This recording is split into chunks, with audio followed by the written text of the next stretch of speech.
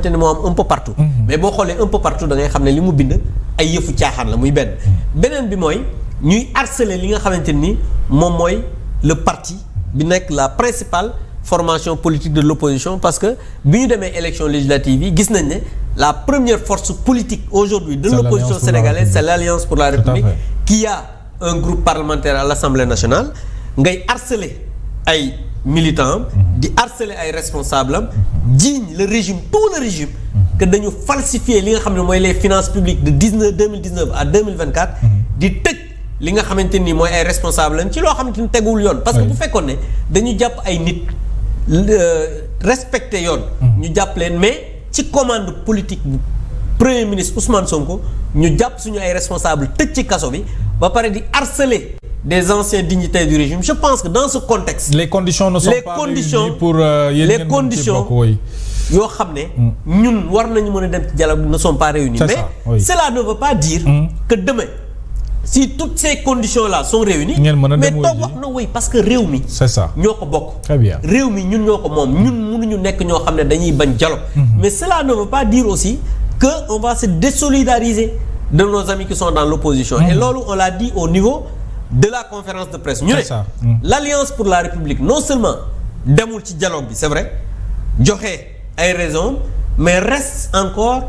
dans l'opposition avec ses amis au niveau du FDR parce que le Front pour la défense de la République et de la démocratie dafa doon front boo xamante ne ni ay parti opposition ñoo fa daje mu nekk benn instrument de lutte boo xamante ni ku ci nekk nag am nga sa cëggal guy pour wax ne exactement fii laay dem fii duma fa dem donc loolu dañuy continuer liggéey ak suñu naataango yooyu parce que dans l'opposition aujourd'hui on reste encore membre de l'opposition républicaine parce que tey comme ni ma la ko waxee loolu il faut que ñu préciser ko parce que ñu bari dañuy profité naan way opposition bi tas opposition musul tas ñi ngi waxtaan même au niveau de l'Assemblée nationale quand il s'est agi d'aller vers l'essentiel les non-inscrits ak suñu groupe parlementaire ñoo booloo dañu boole liggéey dem très bien déposer li nga xamante ni moom mooy recours bi au niveau du conseil constitutionnel bi nga xamante ni aussi moom la ñu war a boycotter dañu ànd boycotter la venue du premier ministre pour dire que à chaque fois qu'il y a l'essentiel boo xamante ni war nañ ci mën a waxtaan dañuy toog waxtaan ci et ku nekk nag maintenant alors xam naa li ñu desee baritul honorable mais bëgg naa sa avis ci l'expression ou ko maanaam ni ñu koy waxee la liberté d'expression au Sénégal naka nga ko jàngatee tantôt on a parlé de l'affaire Abdou Nguer gis nañ le premier ministre wax ne liberté d'expression oui à l'Assemblée nationale vous étiez là-bas certainement mais que chacun assume derrière diffusion de fausses nouvelles ñenn ñi jàppee ko léegi la nouvelle arme naka nga jàngatee loolu xam nga diffusion de fausses nouvelles ak saaga bu doon ku ko def ñu tëj la Pastef dootul am militant ndax ñoom ci loolu lañ dëkk saaga ak wax lu dul dëgg mais le problème mooy ñoom dañu am benn entreprise boo xamante ne ni mooy entreprise de musellement de tout le monde et loolu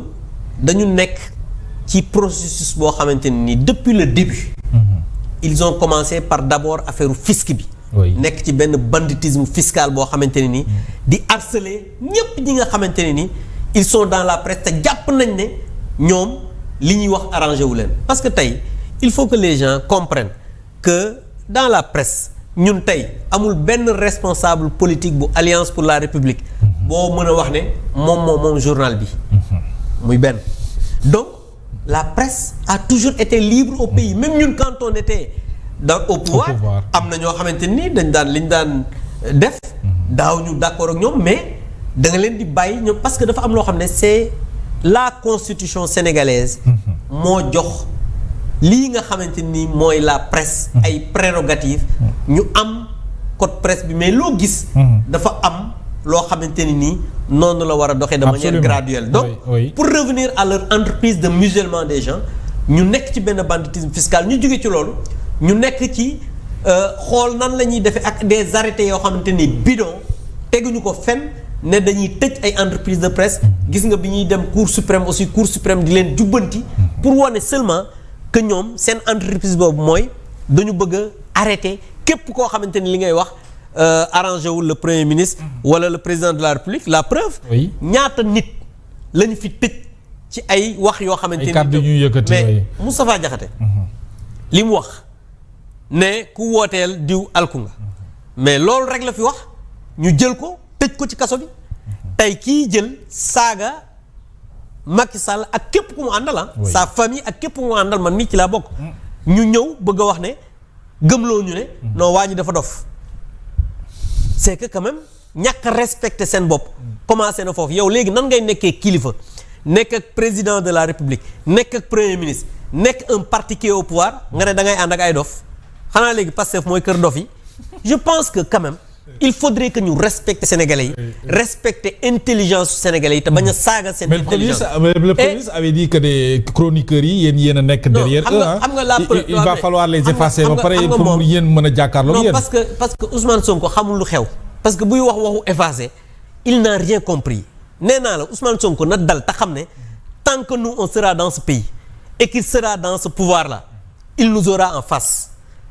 ñun duñu saaga duñu xeex mais les populations ci boppam ñu ngi koy commencer di wan ne fii du réew moo xam ne da ngaa mën a tëj gémmiñu ne mënul nekk toujours dans leur entreprise de museler tout le monde. oui ku wax ñu tëj mais chroniqueur dans tous les pays du monde. mais dafa am le journaliste fait l'information le chroniqueur fait l'opinion. tu ne peux pas nga ne da ngay jël chroniqueurs yi nga man Abdou Nguer musuma ko gis. oui. xaw ma numéro téléphone am. mais c'est un garçon que j'admire parce que bu toogee mais dafay wax xalaatam mais li muy wax. arrangé wu leen parce que bu fekkee da ngaa nekk mag moo xamante ni loo wax ñu tegal la benn vidéo boo xamante ni barki démb wax nga contraire bi mais je pense que kooku. du bëgg xale yu mel ni Abdou Nguer di am lu ñuy wax parce que tey jii instruction bi ñu ko yóbbu lan moo tax kii saaga président Macky Sall ak yóbbu leen instruction. moo jaaxal ñëpp ñu yóbbu leen flagrant délit. quand même et pourtant Abdou Nguer nee nañ li mu wax xam nañ ko gis nañ ko dañ ko yóbbu flagrant délit ñu jugé ko mais parce que xale la boo xamante ni li muy wax arrangé wu leen donc ñoom li ñu bëgg tey les libertés sont menacées dans ce pays la démocratie est menacée dans ce pays et aujourd'hui nguur gi nekk tey jii sur place ñi ngi yóbbu Sénégal 60 ans en arrière et loolu nañu xam ne mënul nekk très bien parce que Sénégal dafa toll foo xamante ni ni nit ñi seen xel léegi yeewu na yeewu boo xamante ni kenn mënatu leen a noot et ku jàpp ne mën nga leen a noot ba yow la ngay xalaat wala la ngay wax wala wax yi nga xamante ni waxoon nga ko démb te waxul du nekkul dëgg duñu ko génn c'est parce que tu te trompes royalement il faut que ces dirigeants sachent que ce pays c'est un pays de démocratie et on va faire face on va continuer à parler aux populations dinañ dem partout dans le Sénégal dinañ dem à l'étranger et on va davantage communiquer avec les citoyens pour ñu xam ne ñii dañoo nekk ci populisme. très bien jaxase seen xel. alors wax leen lu dul dëgg ba jël nguur. alors peut-être question bu mujj selon vous lan mooy perspective économique fii ci Sénégal investisseurs yi ñoom am na ñuy génn régime bi dafa bëggoon sukkandiku bokk na ci programme am ci le secteur privé.